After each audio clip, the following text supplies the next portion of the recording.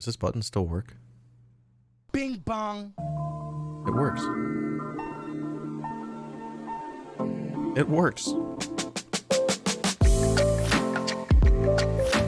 This is the I, Dan Simpson Show. We do it because it's right. I love the dialectic. His testicles became swollen. Based. Do not come. Do not come. I'm gonna come. I don't know if you can hear any of Please clap. Who's this man? This man in the hat. I'm gonna ruin this. You're a stupid baby, Dan. Not me. this. Yeah.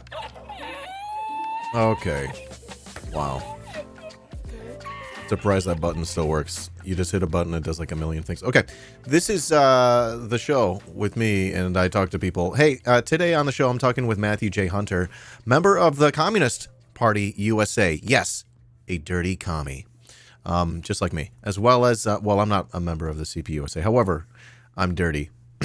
I'm a dirty commie. As well as he's a contributing editor to Trending Now Network. Also is an MMA guy, works with Mixed Combat Radio and on the General Strike podcast, History of Socialism, as well as plays a role on the Marxist-Leninist Reading Hub. And I want to welcome my guest on today, Please Matthew clap. J. Hunter. Please clap. Please clap. Yes. Yeah. Hey, Matthew. How you doing? Welcome back. Champion of the stream. How are you today? I'm good, man. It's been a while, like the song said, it's been a while since I've been on, and it's good to be back. Obviously we've been working, me and you, on some video projects together for Marxist-Leninist Reading Hub, so we still talk quite often. Yeah. But it's good to be back here where, there's such a great community. I love being on the show with you, Dan. I love your insightful analysis and commentary. So I'm glad to be here. Always am. Awesome. Well, thank you for joining me and for coming back and hanging out with me today. We're gonna talk about you because I think you're great. I try. Yep. And I think you're a real great dude. Everyone, you can find Matthew J. Hunter over here on the interwebs. I don't know if you like the internet, but that's where you can find them. Yeah, right here on Twitter, Matthew Hunter MCR. All right, good stuff there. And today also we're going to be talking, like we mentioned, about your new article. Do we call it an article? Yes. Okay. Yes. I was an article. I mean, I don't know if it'd probably be more classified as like an op-ed or like an editorial, I guess, and like print, media, like, legacy media, but it's an article. Yeah. Okay. Very good. Very good. The link is in the chat. Thank you, chat. And we're going to talk about this today. I read it yesterday with my own voice on stream. And it's just like one of these pieces I just thought was important to share with my community. And we're going to talk about it today, how it came to be, and how it came to be, why and how, and where, all the questions. And we'll also talk a little bit about some other projects you're involved in, and talk about your work in the CPUSA. Yeah, sounds good. Sounds good. Awesome. Okay, so we read this yesterday, and it was really easy to read for me. Always good to hear. Yeah, it was very easy to read, very enjoyable. I suggest everyone reads it. It's not too long. I don't know, it comes off like it's like a chapter in a book. Yeah. Yeah? I mean, it definitely. The genesis of this started when obviously. Hold on. The package is here. I Okay. sincerely You're fine. apologize. No, you're good. 2 minutes. Do I'll it. be right back. I apologize, folks. Do your thing.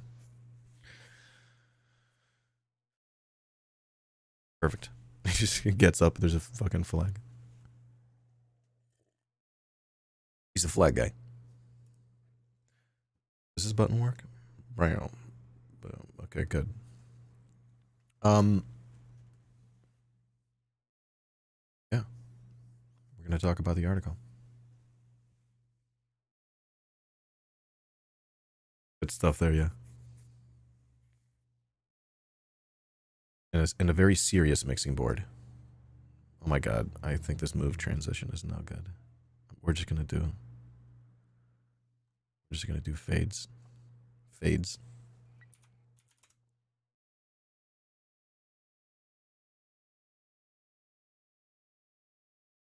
There you go. There you go. All right. Doing okay? Is it a China chair? I think it's a flag on a chair.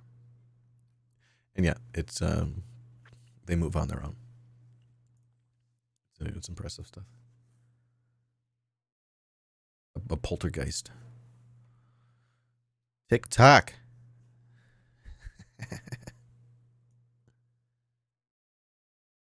We're having a good time.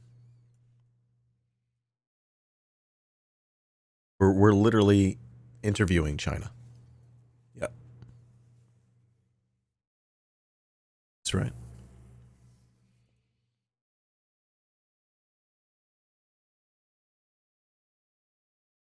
China is right there in California's backyard. Do you know that?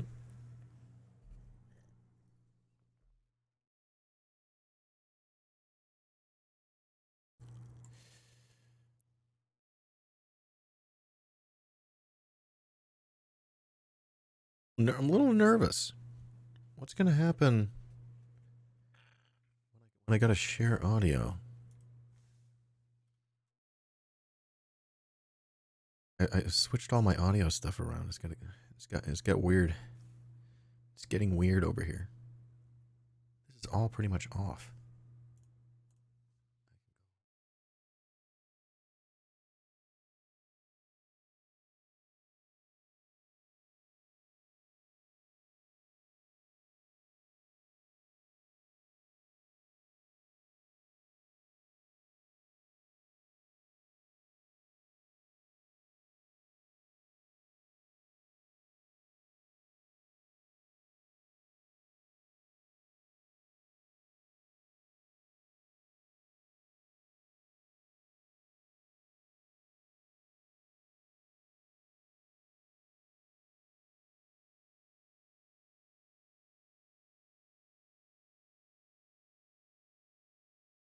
Is that a prevalent theory?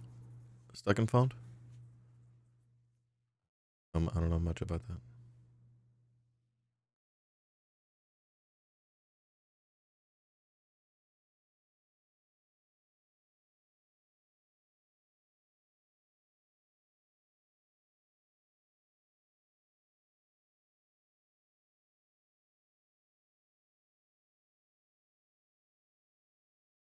Speculation based on scant evidence. I'm just curious. I'm just curious.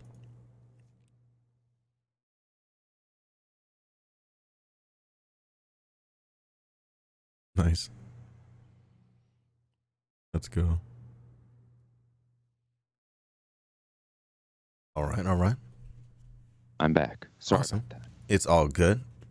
Could not find my ID, and obviously they need my ID to get the package, so Wow. I had to find my ID. Sorry, I was running around. High level of security. They just drop it in the middle of the street. You know, I gotta like go. It's terrible over by me. Okay. Okay. Yeah. Yeah. But the article Yeah. originally came about as a group effort, in a sense, or a group thought process. Groupthink. I'm familiar. Okay. I love Orwell. And People's World, which is sort of the news outlet branch of the Communist Party, was doing a fundraiser drive. And I didn't have the finances, so I thought, why not work on articles to submit to People's World? People's World didn't necessarily accept it. They didn't deny it. They just never got back to me. So I obviously am friends with the people at Mount Tai. It's the same people that run Marx-Leninist Reading Hub. Okay. So I thought, why not send this in? And originally the thought process was, why not write something more about my locality? Because that's more of what the party wanted. And it turned out to be really good. I mean, there's a lot of research I did into this. It took me about maybe a month or so of straight research and reading. All right. And then note taking, of course, before I started writing the article. And then probably about 3 weeks of a writing process and editing process.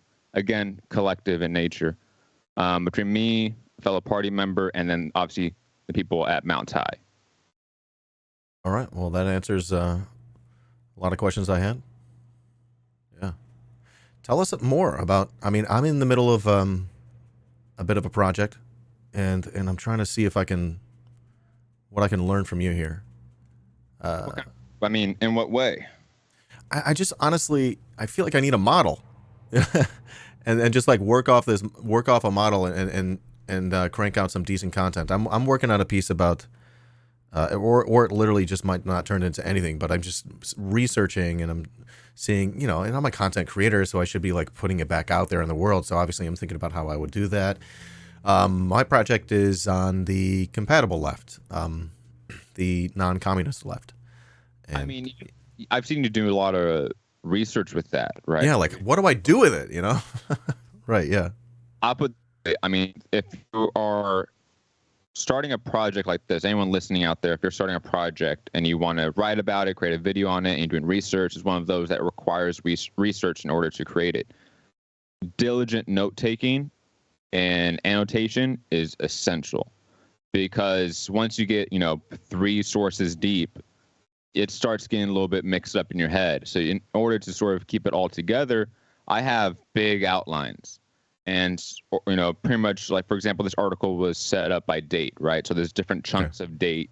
There's the first chunk about what is fascism. And so each chunk of that is chunks of notes too, chunks of quotes I'm taking out.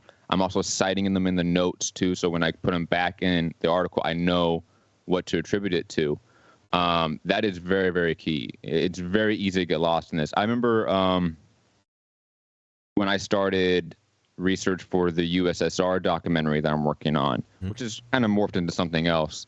And I'll get to that, I think, later when we talk about Marcellinus Reading Hub and projects like that. Okay. But, I read, 5 books, 6 books deep, and all of a sudden I realized I didn't really take as much notes as I should. I was thinking I'm just going to read a bunch of sources and then comb through them again and then take notes in that process. And that's just too long. Yeah. It's way too much. Like I said, this was a month of research. It's about almost 40 sources I read to get there. If I read all of that firsthand and just annotated them and just highlighted stuff and then go back and try to take notes, it's impossible. So I always come up with a pretty clear outline of what I want to be told, and then I'm just filling in gaps with information, with notes, with annotations, with quotes. And it's important. Organization. I mean, it's like in anything in the left. I mean, it's very, very important. And it's also, I mean, if you're working on something like that, get somebody to edit it. Get a second or a third pair of eyes. I mean, this was absolutely a collective effort, this article, even though it has my name on it. Okay. There was at least 2, 3, or 4 of the people that I would like to attribute this to. I even mentioned, like, hey, do you want co-writing credits? Do you want co-author credits? And they're like, no. But stuff like this requires a collective effort. And only, in my opinion, as a communist, right, when we're talking about creating content, I think to do it only on your own leads to a chance or more likelihood of you being wrong, of you ending up with a reactionary viewpoint that maybe you aren't aware of. And having that sort of checks and balances of the collective effort, you arrive at, I think, a more of a consensus majority opinion about whatever it is. Like the last paragraph of this article, which was sort of the wrap up, that was probably the most work that was added to it. That was the most work that was done with the collective effort. Most of the article was already done, and then when I sent it to the editors and sent it to some fellow party members, they said there's some pieces missing at the end. And they worked with me and helped me sort of flesh it out more, so to speak. They told me parts I was missing in the article they needed to flesh out more. And if I didn't have that, second or third pair of eyes, it would be very hard. I think this article would have been a little bit lesser version of what it was. Because I got to about the last paragraph, and it's like 4,000 words. And I got scared because I'm thinking, shit, I can't really have a long wrap up, a long conclusion to this because of word limits. Articles and websites, they have word limits. I think People's World is 5,000, Mount Tide is 5,000. So I had to work within that number as well. It's the collective effort of it is very, very important in my opinion. And like I said, I know you're working on stuff with Ross, and I love that. I think the Compatible Left project, whether it's a video, whether it's something else, whatever you, with your creative mind, comes up with, I think it's going to be great. My only advice is outline, organize, note taking, and have that second or third pair of eyes, because they'll just make the project better. So know where you're going with the project while you're researching, so that you're not reading the same book 3-4 times. Absolutely. And it's not to say that like you should go in with like confirmation bias. Right. Because there's times I've come into research and all of a sudden I realize that what I thought I wanted to tell, or the story I wanted to tell, was wrong, or was incomplete. It wasn't the entire picture. It wasn't what I think would be beneficial. There's even times in this article where I go back and read it and I'm like, I wish I added 3 more sentences here, or a sentence here, or clarifying here, just to make it a little more complete, so to speak. But any projects, you're going to leave out certain things that you wanted to tell. There's time limits, there's time constraints, etc. Okay. I appreciate that advice. I think that makes a lot of sense to me. So I think that answers the question how you did the research for it. You said you got a bunch of resources. I don't know, anything that we should know about that part of the process? Always look for, like, for example, after I wrote most of the article, one of the critiques of it from people that were reviewing it was that it didn't delve enough into a materialist analysis of the economics of California. So going back in research, I would type in, industrial growth rates of California by year, start searching stuff like that. You're going to find journals that it's harder to sort of find, so to speak. And there are ways around it. For example, a lot of the articles that are in those sources that are behind paywalls, there's a way around the paywall. Archive dot, I think it's like I or something like that is the way to do it. You just type in the URL and you get the whole article. You don't have to pay for it. For those that are out there trying to research and you're coming into the informational sort of gatekeeping of Google, there are ways around it. It's a little difficult and it's harder in certain topics, but it's you can find information. Like I thought I was going to have a harder time finding sort of industrial statistics or information about the 1800s, but you can find it. When it came to like the aspect of Chinese immigration in California in the 1800s and the amount of violence that they received, that was something that I had very minute understanding or knowledge of beforehand. And I went down the rabbit hole, and it's okay to do that. I think naturally as researching takes place, you're going to go down these long rabbit holes. And you're going to end up with, again, 40 sources to write an article about. It's okay. The more sources, the better. I'll say that. Even if they are sources that tell the same information, it's always good to get multiple sources about it. So, okay, what was your goal here? What did you want to tell people? What did you want to impart about, in this article here, Fascism's History and Rise in California? I think you talked about a lot of different things. It seemed to connect all of the dots from, honestly, the fucking beginning of America all the way to, like, literally what we're seeing with the Nazis in Ukraine right now. And everything's connected, and you demonstrate the connection, and somehow it's not laborious or whatever. It's easy to read, and I definitely suggest everyone reads it, and that's why I'm happy to bring you on today to talk about it. So I think goal of this was, it was multi-layered, of course. One, I think that me included didn't have the best understanding of how to define fascism. Okay. I thought, start there, and then, obviously with the intent of this going to people's world, and it was in its embryo stage, a party club project, and then it just went to me, and then went to me and Mount Tai. I wanted to bring that topic to my community, so to speak. How does my community deal with fascism both historically and contemporary? And I guessed through that. I kind of knew I was going to hit certain things like Ukraine. I was going to hit Atomwaffen. I knew I was going to hit certain things. I didn't know the full connections of them all the way. But you can sort of see that thread line from, let's say, the settler colonial history and foundation of California, its Reconstruction period, or how it avoided Reconstruction that the South had to go under.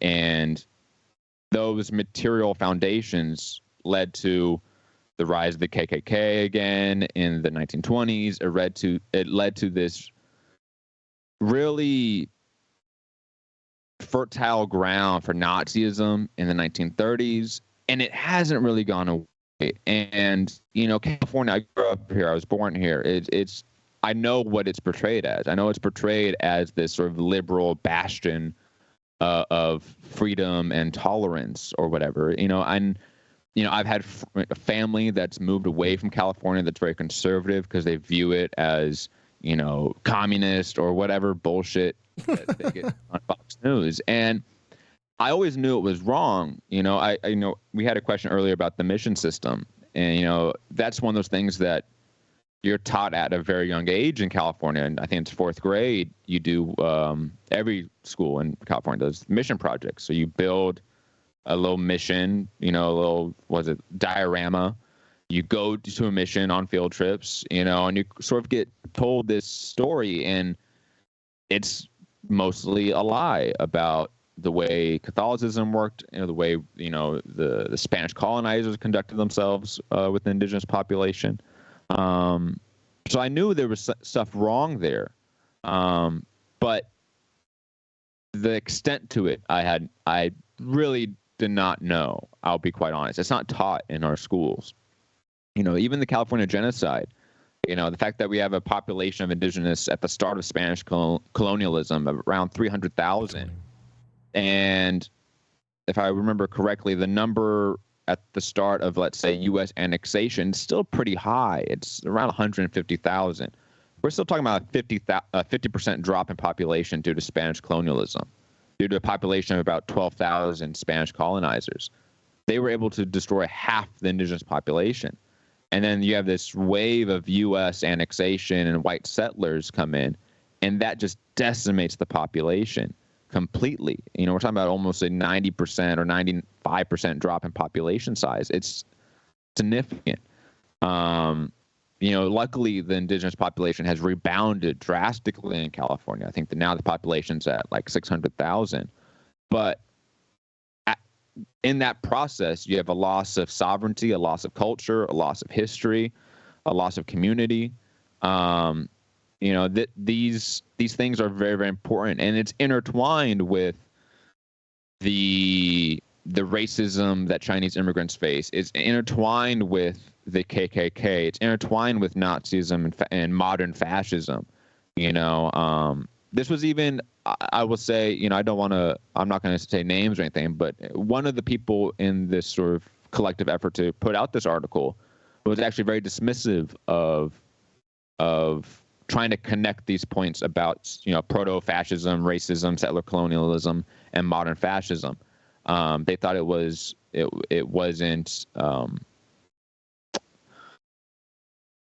materialist enough, or I forget exactly how they framed it. And I really pushed back on it. That's why I kept it in the article.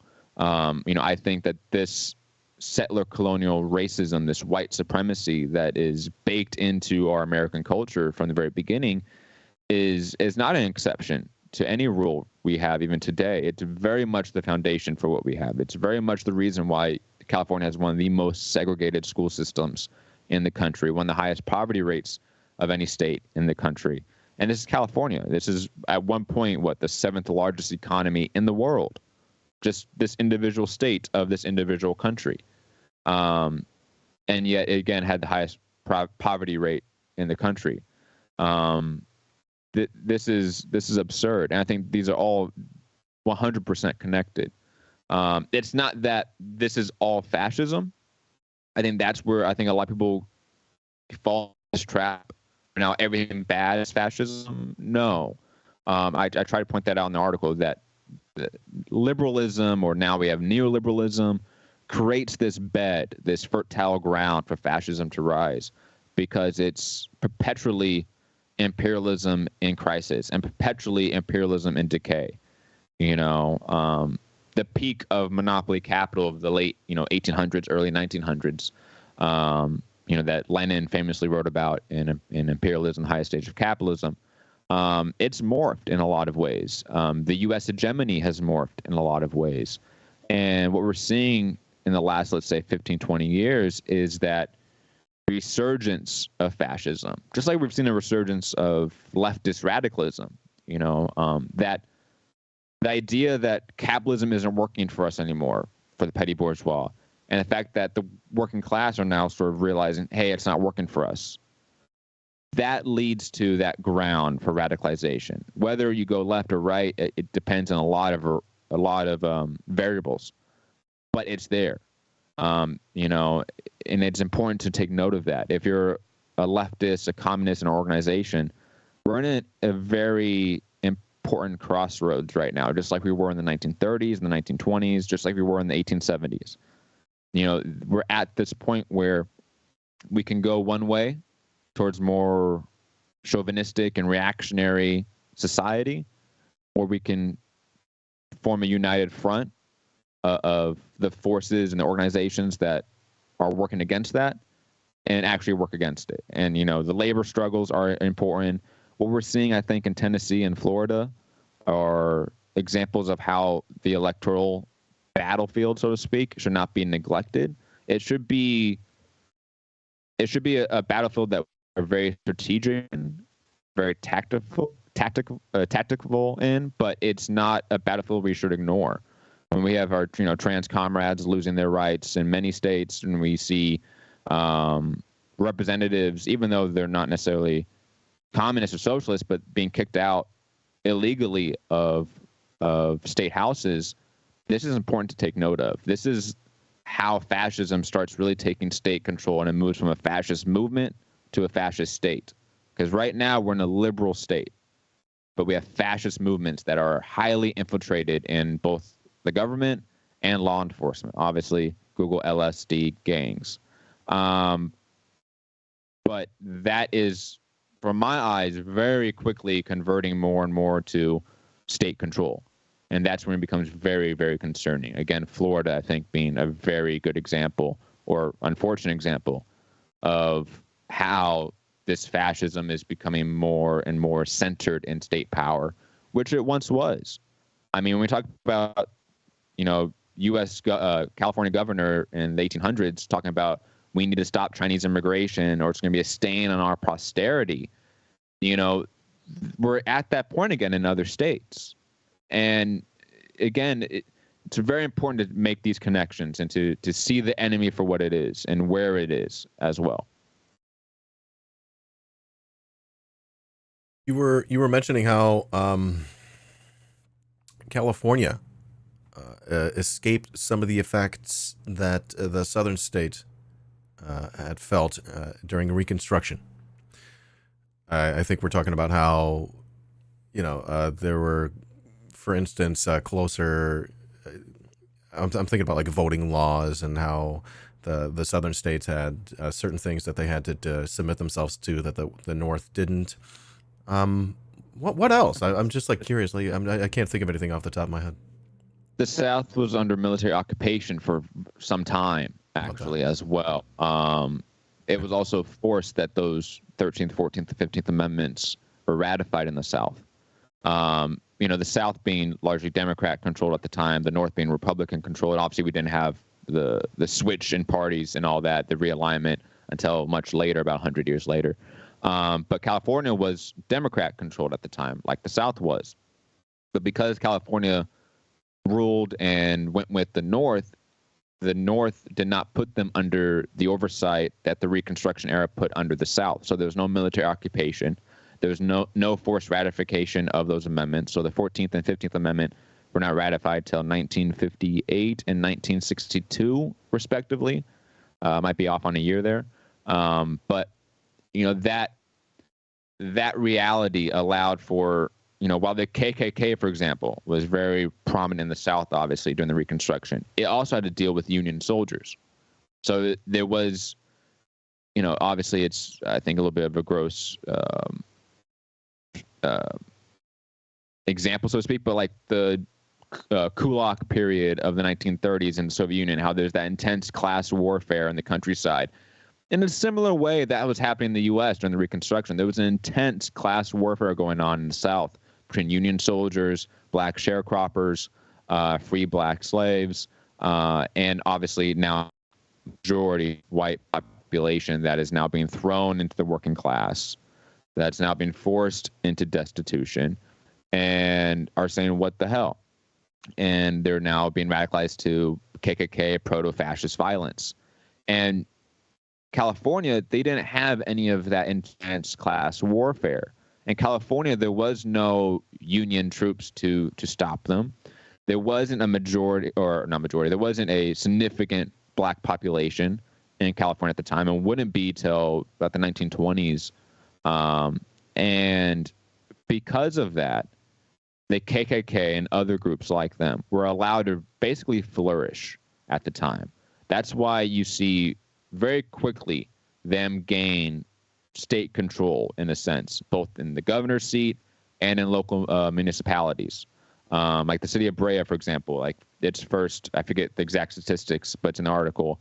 It's like the first 6 out of 10 mayors, all KKK, 50% of the treasurers, 50% of the city marshals, et cetera, were all KKK. California was, again, in this weird umbrella where it didn't have the regulation that the rest of the country had.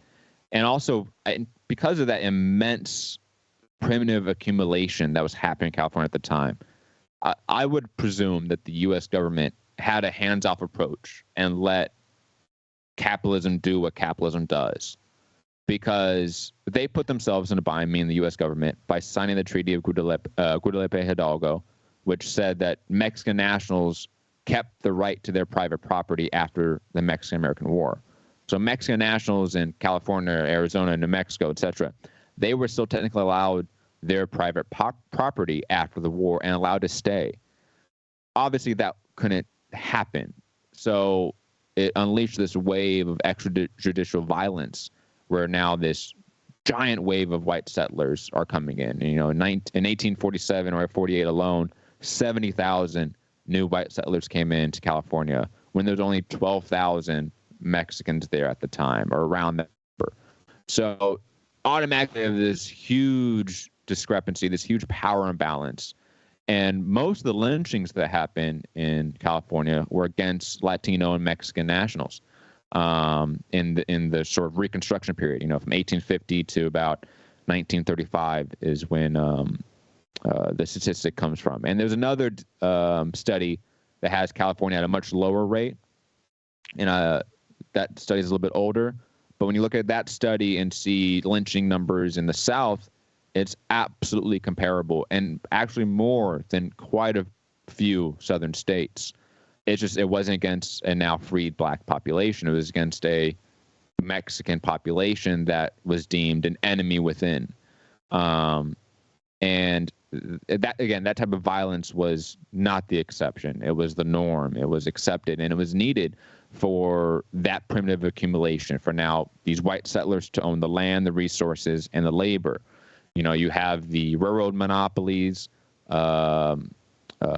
absolutely be pivotal to that, as they were pushing west. Most of the indigenous genocide that we talk about in sort of the quote-unquote Indian Wars in the late 1800s, most of that is a result of that westward expansion as a result of the railroad monopolies, financed by J.P. Morgan. Industrialists like Andrew Carnegie were obviously heavily involved in financing that as well. These, like I said, like you said, right? These things are all connected. When we talk about primitive accumulation, finance capital, eventually monopoly capital, its relation to settler colonialism, modern day colonialism, neo-colonialism, indigenous genocide. All these things are very intertwined, and they lead to fascism in a sense. They breed that ground for it. And since we're in this age of imperialism and haven't left it technically, we're not going to leave the threat of fascism as well. I appreciate that in your article you define fascism a few different ways, and I think every single conversation about fascism benefits from those definitions. Just defining it, like actual good definitions of fascism. Yeah, definitely would suggest to everyone listening to go check those out. Yeah, and definitely check out, in terms of those works I quote about fascism, read Dimitrov, read Tolgeti, Tolgeti's lectures on fascism. The first 2 or 3 of those chapters are absolutely essential reading. I didn't quote them as much in the work, but they were absolutely important in terms of my framework looking at it. Dimitrov's work on fascism, I think, is absolutely important. I forget the exact name of one of them. It's like the task of the Communist International against the fascist offensive, something to that effect. And there's a section in it where he talks about America and what should the American communists do in regards to fascism. And I think it's absolutely still applicable to us in 2023, unfortunately. Walter Rodney wrote about fascism, obviously in the colonial perspective. George Jackson, somebody who I did not quote in the article, but somebody who, again, is very instrumental in terms of my outlook on fascism. His work in Blood in My Eye is absolutely essential reading as an American in trying to understand our material dynamics and our conditions. It's one of those where, this article, I'm glad you did it. I think you come away with a good understanding of what fascism is and how it can relate to this particular historical story or instance. But read more. Patnick's liberalism, neoliberalism, and fascism. Just a short essay. It's like 1 page, guys.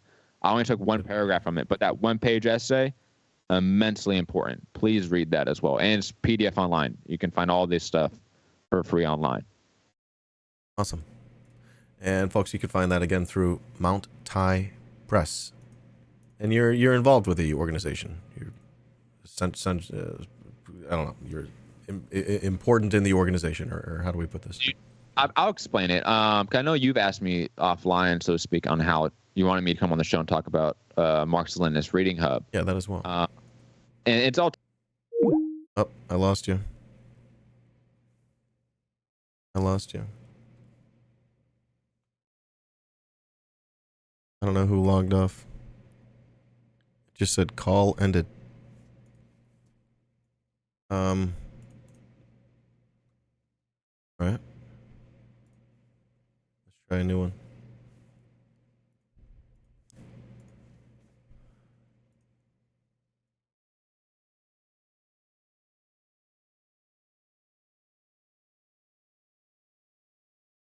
I don't know what happened. It's weird, right?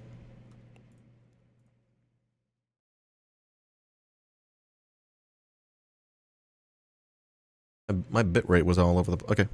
We got Matt joining me again. Hey, Matt. I'm back. We're back again. Yeah, I'm sorry about that. Okay. I don't know what happened. I might have... I didn't click the button. It just ended on us. Yeah, that was weird. Okay, but you were in the middle of talking about Marxist-Leninist Reading Hub and Mount Tai Press. Yeah, so the comrades that started Marxist-Leninist Reading Hub, they are fellow party members, though it is not a party affiliate project. I just want to make that clear as well.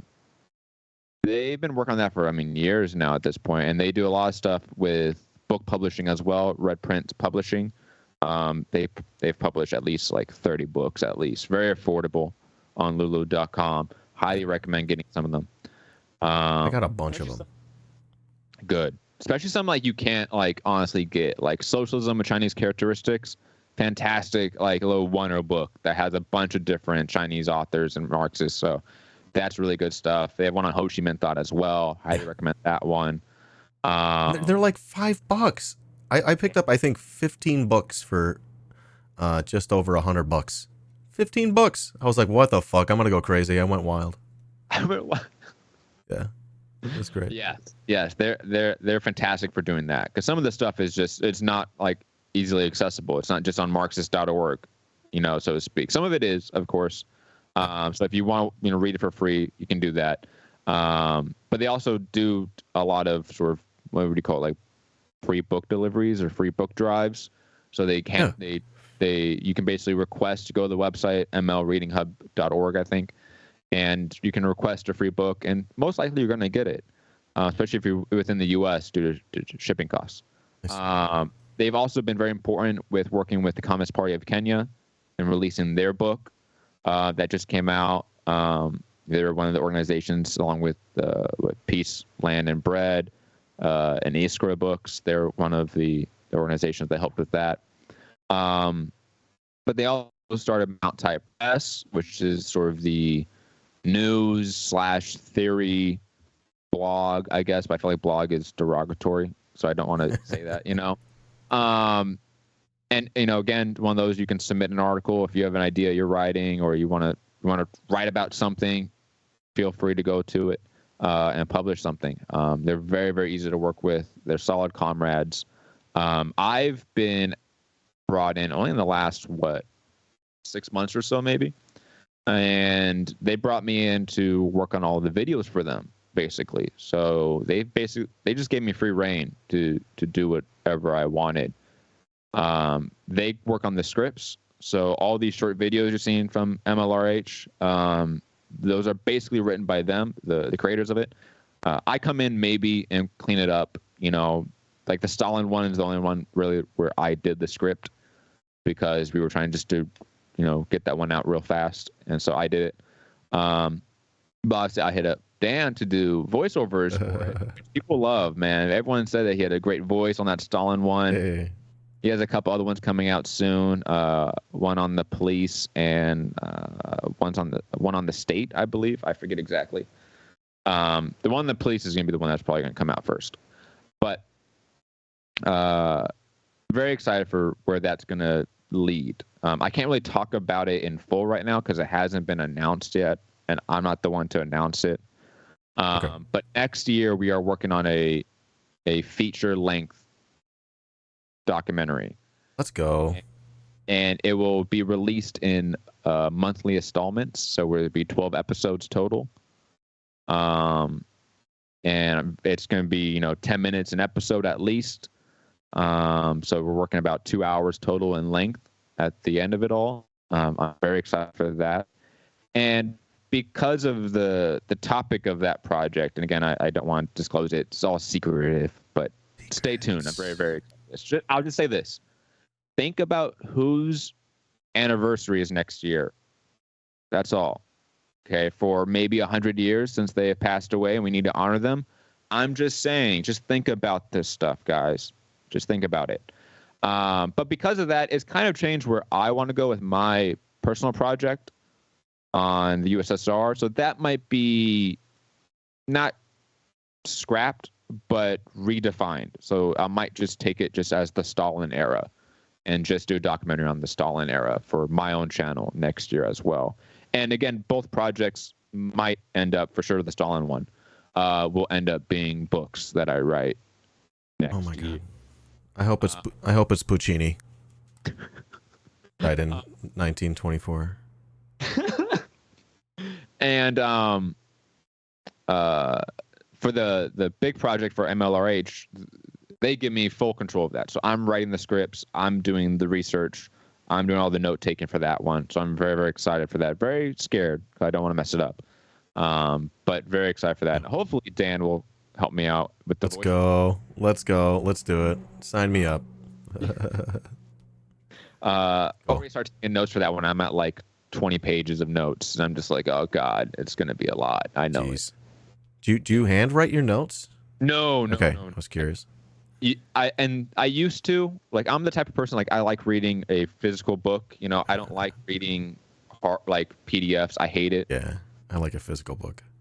But when it comes to like note taking, it is so much easier to just read a PDF and just highlight, copy and paste it over to notes. Yeah. I see. It's one of the things where I've kind of decided that I will force myself through it when it comes to these types of projects because it's just easier. Unfortunately, like the Stalin one, a lot of my books for that are hard copy, so I'm going to have to read it and then go to my computer and type it out and all that, and that's not fun. Time consuming. Yes, very time consuming. Anyways, I'll apologize to the chat. I wasn't looking for questions or anything. I said I was. I'll go back and look at the chat and go for any questions. Someone asked if the communist state of the communist state of California doesn't exist. Exactly right. Yeah, it's not communist. I'm assuming that's DJ Tom Hanks over at Unelectable Airwaves. It's correct. It's actually Powerful Finger, someone else. But yeah, I think they're referencing the fact that people are a little Fox News brained out there. He asked me if I can come on the show. And of course I can. Oh, great. I'll admit I don't watch Unelectable Airwaves that often, but I do respect what you guys do. So I would definitely jump on anytime. Talk about so late. Yeah, it is so late. They stream so late, but the best late night lefty content. Yeah. Somebody in the chat saying, I grew up in Washington State, similar thing, seen as super progressive, but in reality it's filled with Nazis. I mean, it's one of those things where I don't think people realize, like, the Pacific Northwest, so to speak, is very much white supremacist in nature. I mean, Oregon didn't allow black people into their state. I forget till what year. Like, it was one of those things where, like, after slavery ended, Oregon was like, yeah, still, we don't want black people here. For like a while, for decades. Yeah. So, yeah, you're going to have issues, I think, in the West Coast. And the idea of like the coastal elites, the idea of like the coasts being these like bastions for liberalism is both true, but it doesn't tell like the whole story, because when people say like liberalism or there's all liberals there, they don't have the same understanding of liberalism as, let's say, me or you, or you and I do, right? When we start talking about like liberalism of colonialism, that becomes a very different conversation. They don't want to really understand that. You say liberalism, and I start thinking about Domenico Lasurdo's book, and I'm like, you don't want to know. You sure you like liberalism? Dude, Lasurdo, a legend. Yeah, right. Good shit. Well, let's talk about May Day. That's coming up. Yeah. Less than a week away, huh? It's coming up. Yeah, May Day obviously being the international working class holiday, so to speak. It's the good one. Yes. Our Labor Day used to be on May Day, I believe, as well. I think so, yeah. Most of the world has like their Labor Day, so to speak, on May Day. The U.S. changed it, so we didn't have international solidarity. But if you're in the U.S. or actually anywhere in the world listening to this right now or watching this right now, I almost guarantee you that there's a May Day action in your city. I know LA has a big one planned for downtown on Monday. Obviously, we have tons of organizations like CPUSA, PSL, People's Forum, the National Network of Cuba. They're all in Cuba right now for May Day. I'm very, very jealous of them. I have some good friends right now in Cuba for the Hello Comrade Project, and I am just seething with jealous rage. So if you're listening to this, join up in May Day on Monday. It's important. It's one of the major events in working class history. It's one of the major points of solidarity we have with international working class. And it's an easy way to mobilize. It's baked in there. Like most organizations organize. If you're not an organization, like I always say when I come on the show, get involved, join an organization. Obviously, I'm in CPUSA. I think Dan's still in DSA, if I'm correct. I don't know. I don't think I give money anymore, so I guess I'm out automatically. But get involved, man. Get involved. At least Dan is doing agitprop and hardcore agitprop. Okay, he's on here day after day, spreading communist propaganda. Respect to that. Okay. Yeah. Yeah.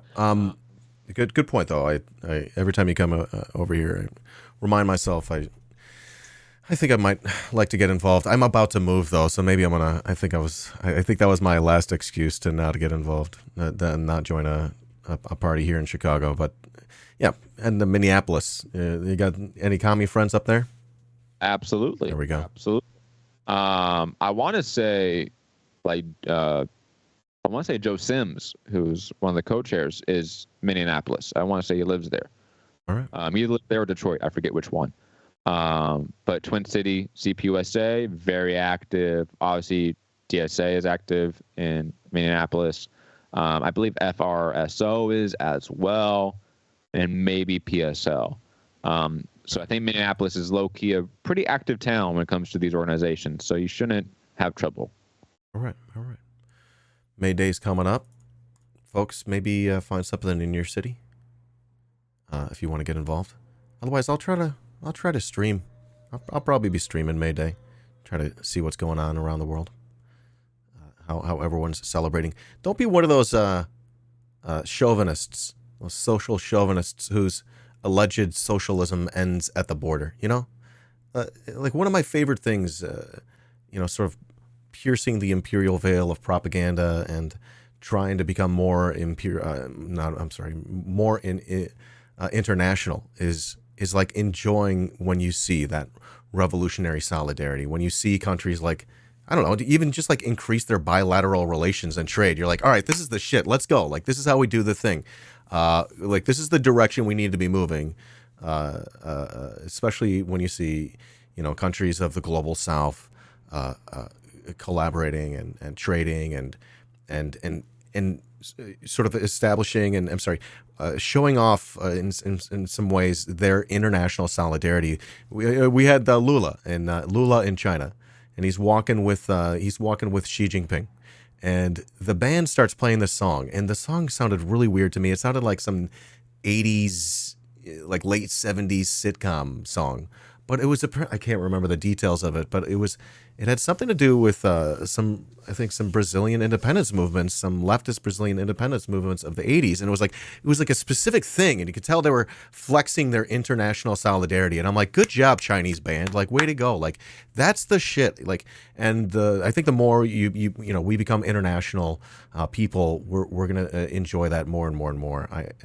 At least that's what happened to me when I decided to stop being a liberal. Yeah, absolutely. For example, Rosanna Cambron, the other co-chair of the party, she was in China last week Cool. At an international meeting of communist parties. And then this week I see party members in Havana. And how can you not get inspired by that? How can you not feel intense solidarity through that? I had one jackass on Twitter be like, you guys should just focus on the communities. That's why we're irrelevant. And it's like, look, we can walk and chew gum at the same time here. Like, we can both work, organizing labor struggles, etc., tenant organization, whatever, and still work with international solidarity and with our international comrades. I think the two are actually extremely linked. You can't work on just your community and then avoid the international scene, because our community is shaped by what's happening on the international scene. What's in our stores, what's in our home, what we watch on TV, it's all shaped by international politics and economy. Like when Iran and Saudi Arabia agreed to diplomatic ties again, neither country's socialist. Neither country is a proletariat dictatorship. No. But if you're not happy hearing that news, if that doesn't bring you joy inside, or when AMLO talks about nationalizing all lithium reserves in Mexico, if that doesn't get you going, that doesn't get you pumped for a day, this might not be for you. You know what I mean? Exactly. Like, this might not be your thing. All of this, I feel like, is extremely inspirational when I see comrades abroad, or just, comrades working in other countries. When I see Communist Party of Kenya, when I see the EFF in South Africa, you can't help but be galvanized and get energy through that. It's something that we should look to and see as examples, as roadmaps for us. These are things that we will experience at some point. That joy that our friends are having in Havana right now with the Cuban people. One day we're going to feel that. We won't need to go to another country to feel that working class joy and excitement, that solidarity here. But but it's important to go see what it's like in other places, because places might be better than what we have here, and we might learn from it. My favorite bit of international solidarity is Irish and Palestinian. I just love how there's rich solidarity between the two colonized peoples of those countries. Absolutely. I mean, I'll say this, we're not, as like Nelson Mandela said, like, we're not free till the Palestinians are free. We're not free till the Irish are free. Hey, like, let's go. We're not free till every people can have self-determination. Every working class can have self-determination. And we're going to get there, it's sooner than later, Yeah. And I think your article ended with a sort of an uplifting a tone. I think that was a very smart move. Sort of gave us a pathway forward, and I enjoyed that. I do understand. There was somebody in the comments on the last stream when you were reading, because I was watching it, that said it had a little bit of a liberal. Because the electoralism. Yeah, and I get it. They're making fun of you. When I say the word democratic, obviously not meaning the Democratic Party. I get why people are a little bit questioning of that. I understand completely. Again, that's one of the parts of the article that had the most outside influence, if I can say that. Okay. I do think, though, that protecting working class rights and expanding them is important. And I think that leaving that avenue of struggle completely open for the enemy, in a sense, to take advantage of, I think is a wrong move. I will definitely agree that it's not the end. It's not the totality of what we should be focusing on. It's just a small part of it. It's a very small part of our struggle. I was gonna rip you to shreds, Matt. Oh, you fucking lib! You want democracy? Where do you get? Oh, you think you can get a democracy by voting? I was gonna fucking rip into you, but I decided not to. So I'm glad to hear. I get worried. When I listen to trans comrades about their concern, the real palpable fear you hear in them when they talk about what they see in Florida or other states, to me, it would be un-Marxist. It would be anti-communist to hear those concerns and go, that struggle isn't for us. That just doesn't sit right with me. And I know that this is more of a feature of, let's say, online communists, or like the LaRocheite, patriotic socialists, that they have more of that anti-trans, but we're still communist aspect. But the Communist Party of Britain, infamously has been very anti-trans, and they're part of the International Working Class and Communist Parties organization, which CPUSA is a part of too. So that stuff bugs me. So I take this stuff personal, in a sense, where like it's not just this ethereal trans person that I have no connection to. No, I know trans people. I have trans people in the party. I have trans comrades. Like, their struggle is my struggle.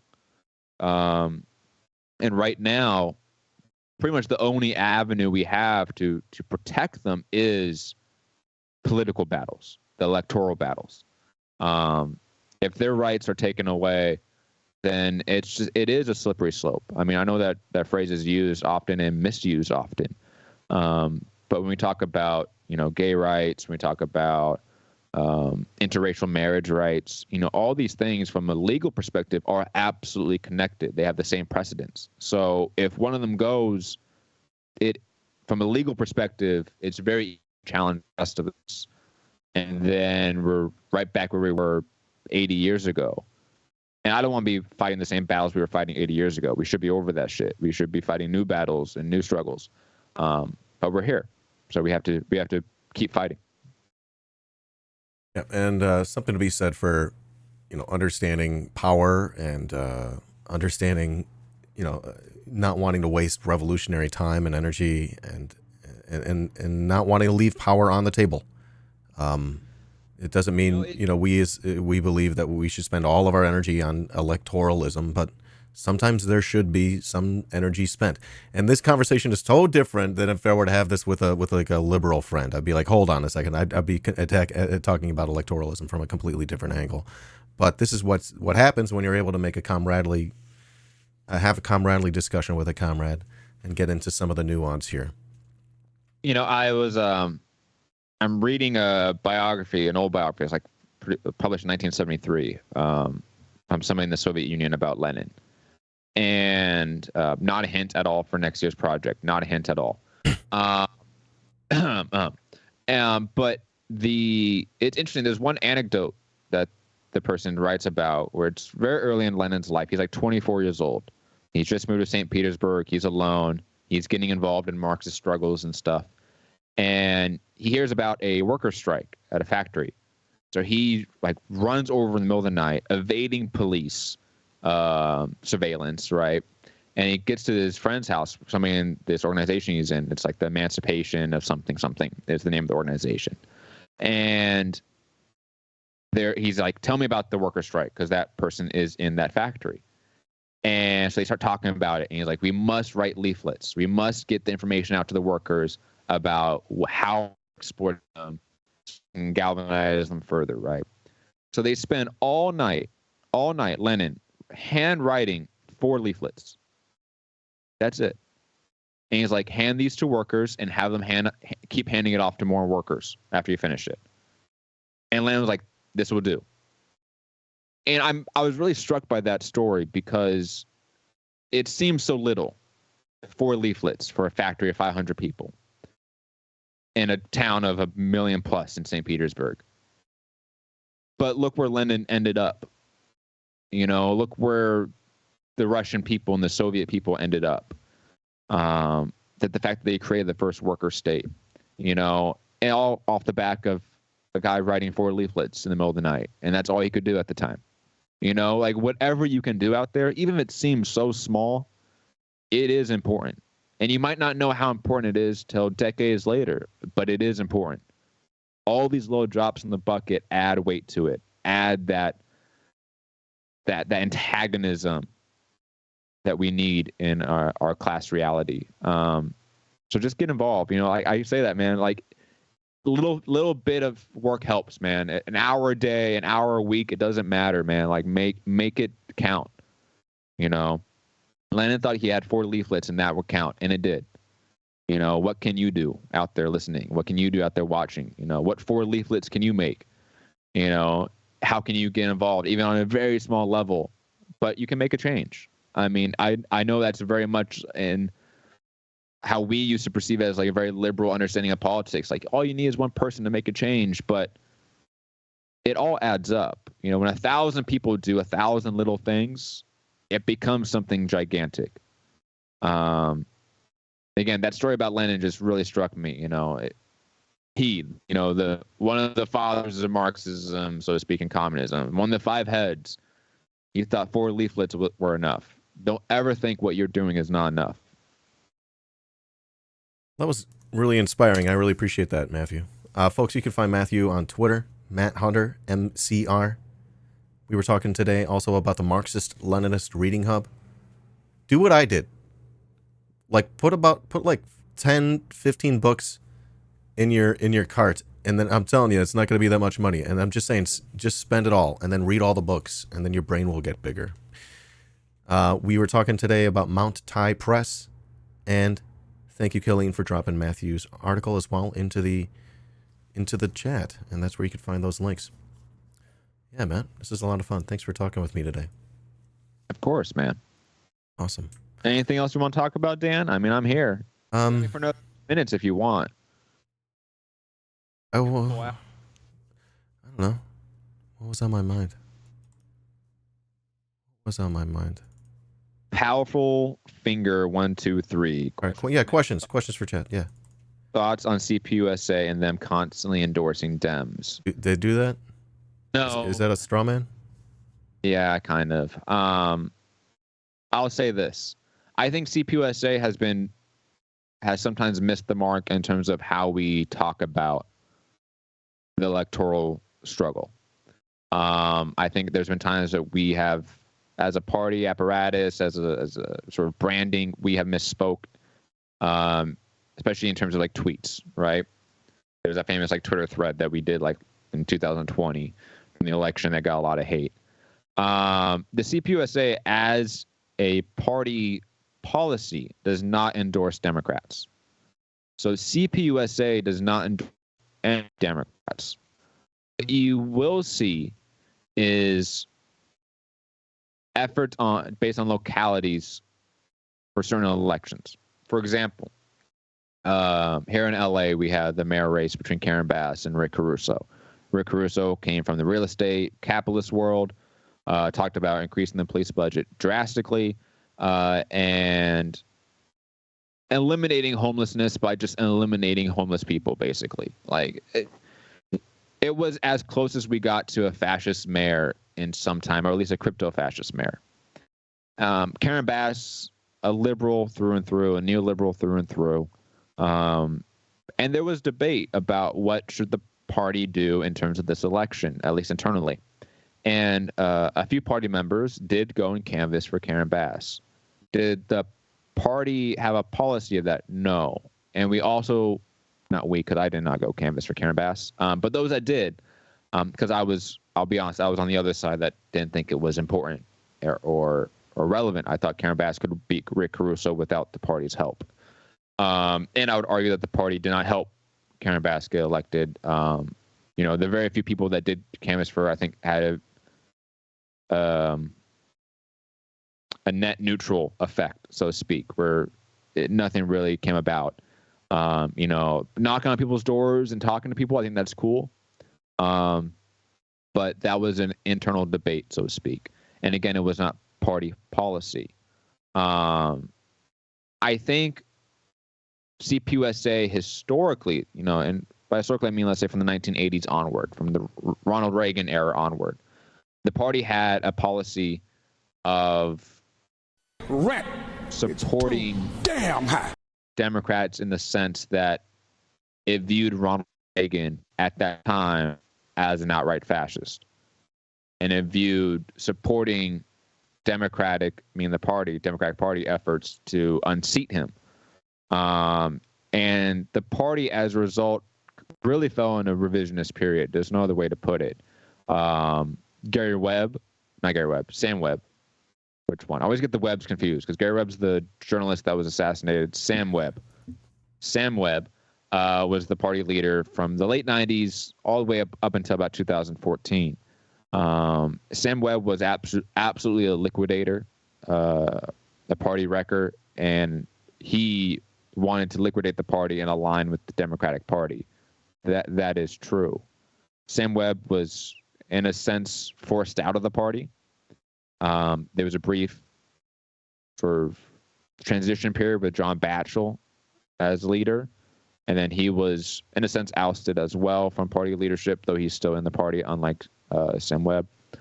And Joe Sims and Rosanna Cambron are now co-chairs of the party.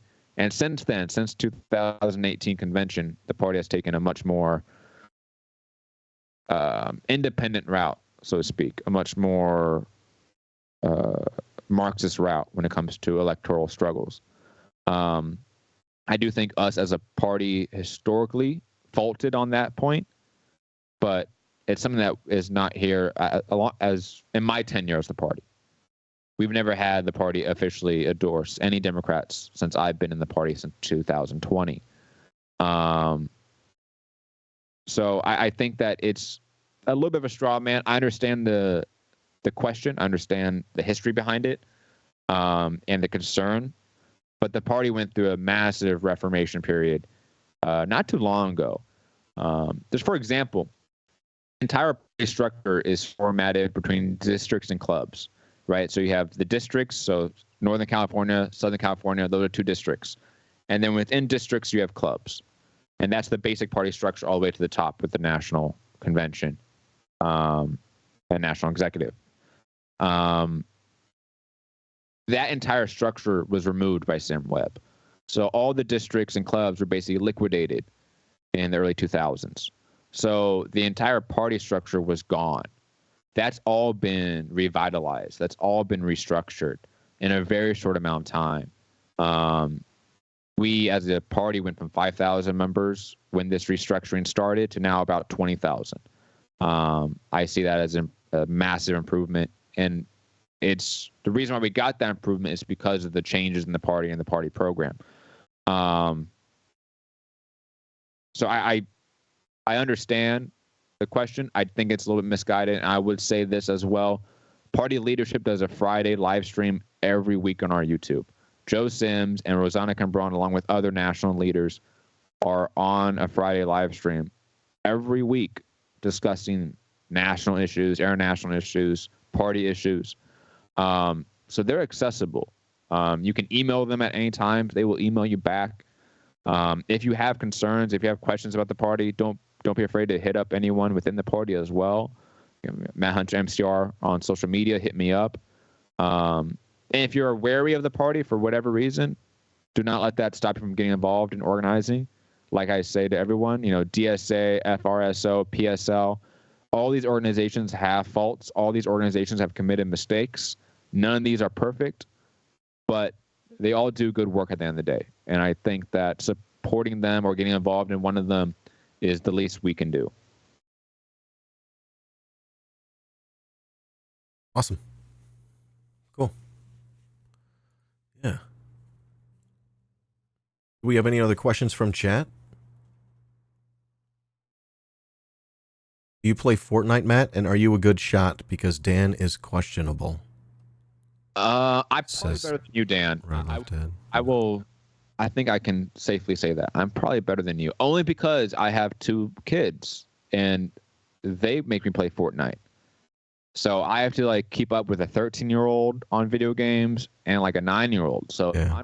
if I'm not up to chops here, I get wrecked. It's bad. That 13-year-old will destroy me. I get wrecked. Yeah, by 13-year-olds. Luckily, though, he tried playing me in FIFA, and he was wrecking me. And I was like, no, I got to go play FIFA when he's at school so I get better. And when he comes back, I'm going to wreck him, right? And I did. Let's go. It was great. What do you play FIFA on? What system? Xbox. All right. I see. Matt, I'm going to let you go, but first, if you had to flee to Britain and choose a pseudonym, which would you pick? Charles King? Robert Hood? How about Benjamin Big? Just Big. Come on, Robert Hood. Come on, dude. Robin Hood. Really, bro? That's the one. Nelson Stone. How about that? Just Harry Potter. All great names. No one would guess. Matt, thanks again for hanging out with me today. Thanks for talking about your article. I'm really happy we got a chance to talk about that. You've inspired me and gave me some pretty good advice, too. That's good. Thank you, Dan, for having me Thank on. you. I'd like to be on sooner rather than later this time and talk about something else. Let's come on by. We'll keep the conversations going, homie. I enjoy this very much. Have a good one, homie. Thank you so much, comrade. See you next time. Too. Peace. All right. Everyone, that's Matthew J. Hunter. Say goodbye. Goodbye.